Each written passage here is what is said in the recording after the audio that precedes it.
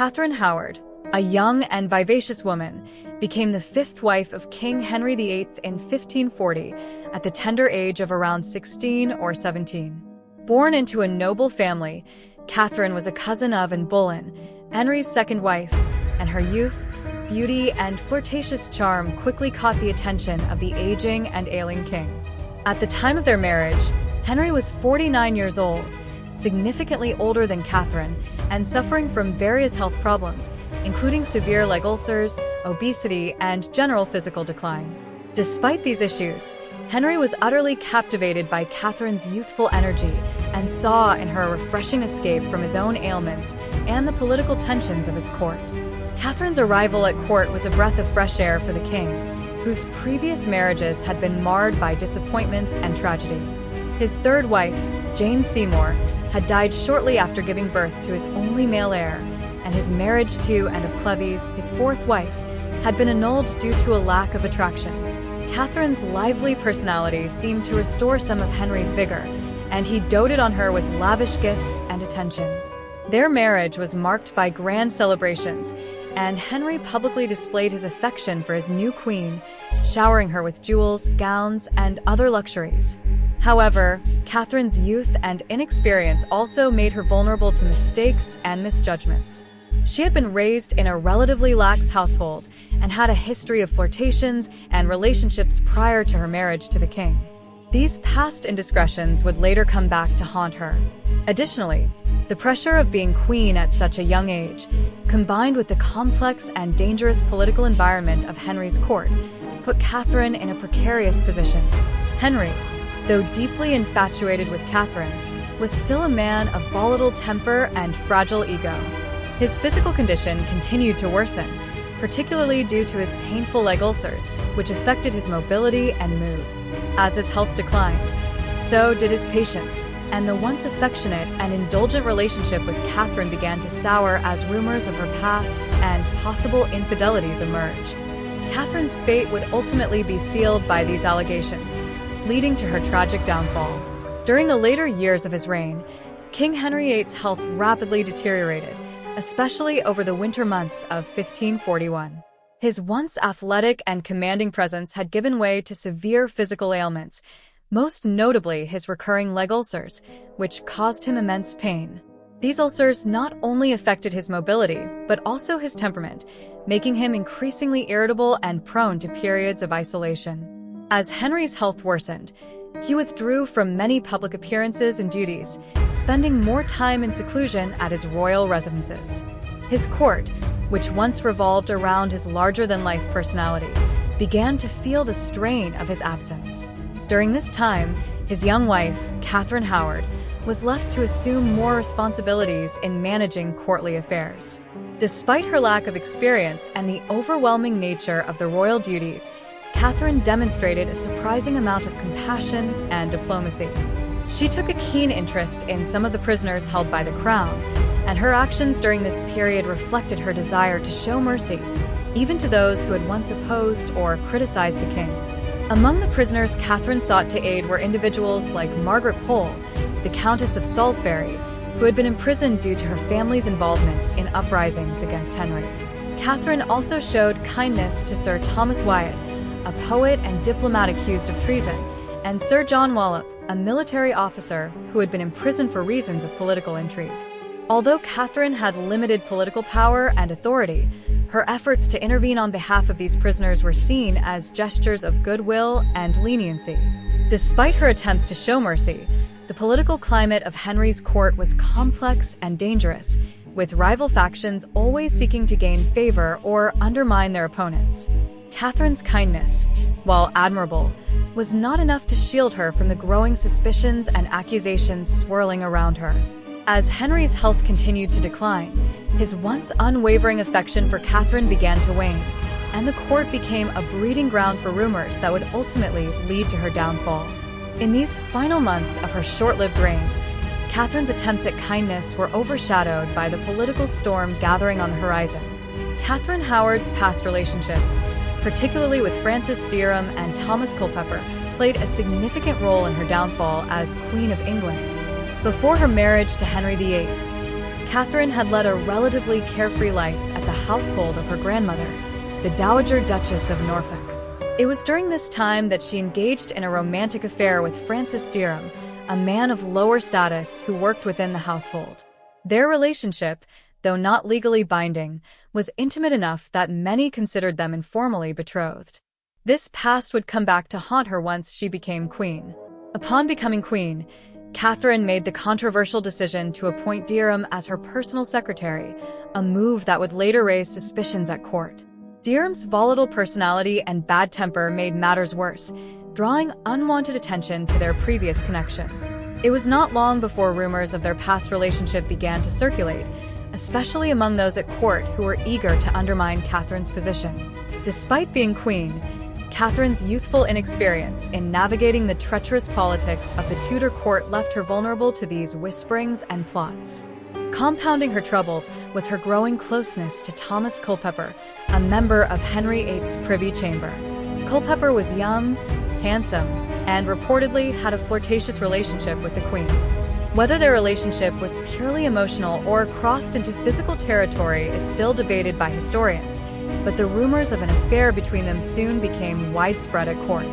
The court gossip painted a picture of a queen who was unfaithful to her aging and ailing husband, Henry VIII.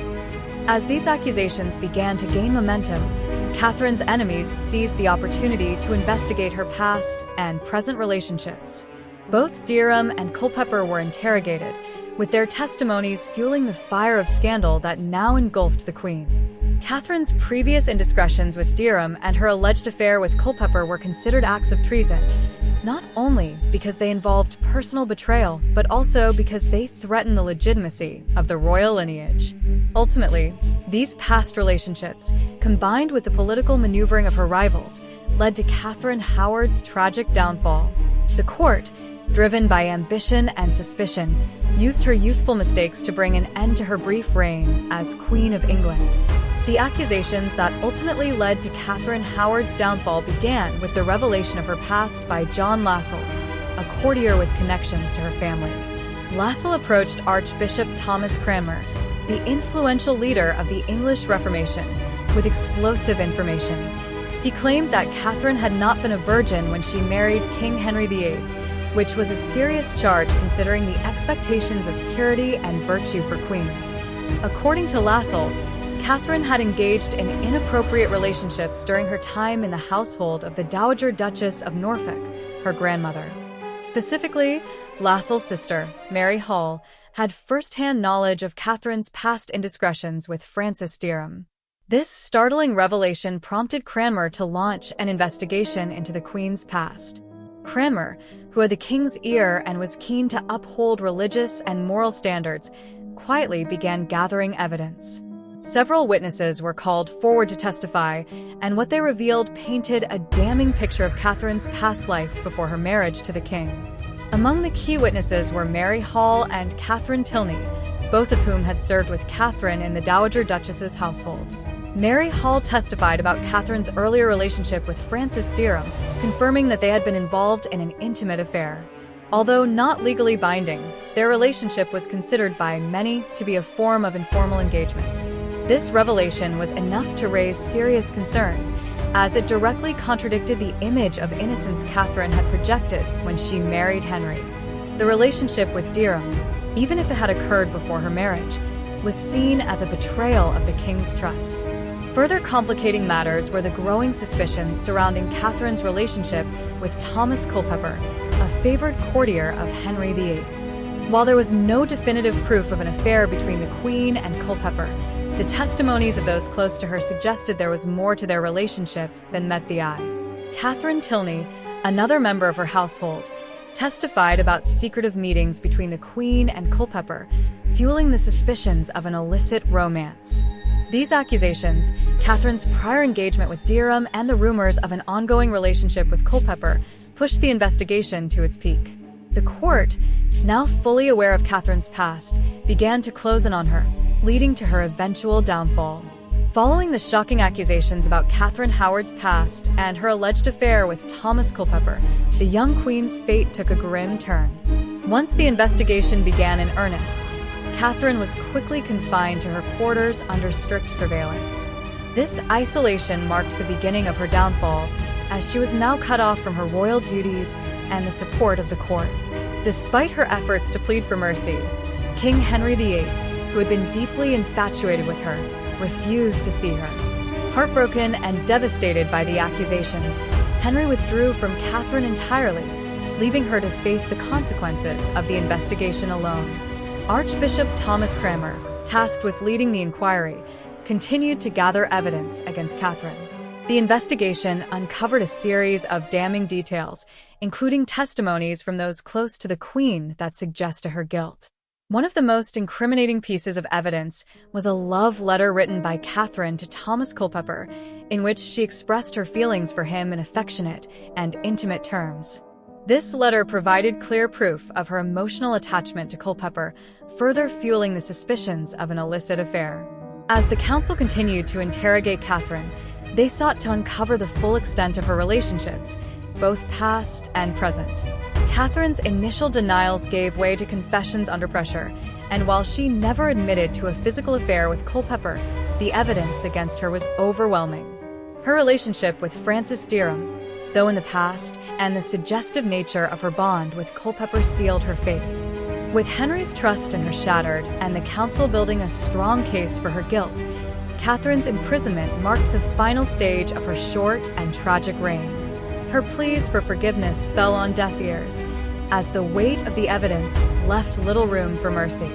The once beloved queen was now a prisoner in her own court, awaiting her inevitable punishment. Katherine Howard's downfall began when her past relationships, particularly with Francis Dereham, were brought to light. Under immense pressure from the court and Archbishop Cranmer's investigation, Katherine eventually confessed to having a romantic relationship with Dereham before her marriage to King Henry VIII.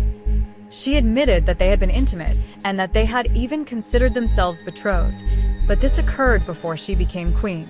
Despite this confession, she staunchly denied any allegations of adultery with Thomas Culpeper, a member of the king's privy chamber, with whom she had also been accused of having an affair. While there was no concrete evidence to prove that Katherine had been unfaithful to Henry during their marriage, suspicions were strong. The discovery of a love letter from Katherine to Culpeper, although not explicitly incriminating, fueled the accusations. This letter, combined with testimonies from court members about their secret meetings, painted a damning picture of impropriety. However, the letter alone was not enough to definitively prove adultery, as there was no direct evidence that a physical relationship had occurred after Katherine's marriage to the king.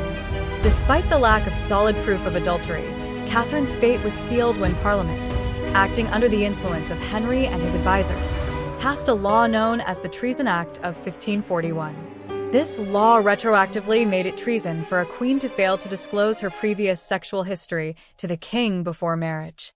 Katherine's failure to inform Henry of her past with Dereham was now legally defined as a betrayal, even though there had been no such law in place at the time of her marriage.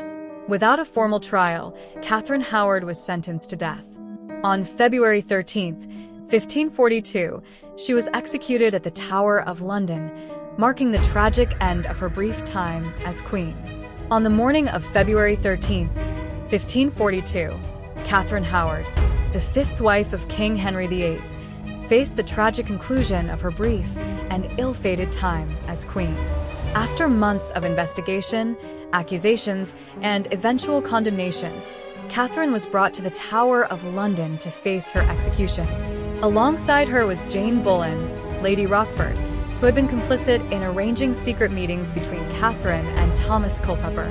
Both women were sentenced to die for their involvement in the scandal that had shaken the Tudor court.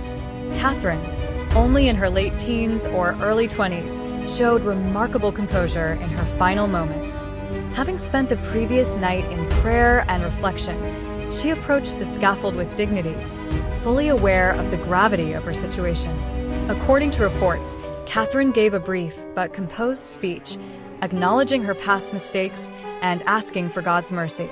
Although she never admitted to adultery, her failure to disclose her previous relationship with Francis Dereham and the accusations surrounding her relationship with Culpeper had been enough to condemn her in the eyes of the law and the king. Lady Jane Boleyn, who had already lived through the execution of her husband, George Boleyn, and her sister-in-law, Anne Boleyn, now faced the same grim fate. Jane had been instrumental in facilitating the Queen's secret meetings with Culpeper, and her role in the scandal sealed her doom. Like Catherine, she was executed shortly after, bringing to an end her own tumultuous story within the Tudor court. Catherine's execution was swift, as was customary with beheadings by an experienced executioner. Her death marked a somber chapter in Henry VIII's reign, illustrating the ruthless lengths to which the king would go to maintain control over his court and his wives. The story of Katherine Howard's rise and fall serves as a tragic reminder of the perilous life faced by women in Henry's orbit, particularly those who failed to navigate the treacherous political landscape. Her legacy remains one of innocence lost, a young woman caught in a dangerous world of power, intrigue, and betrayal under one of England's most notorious monarchs.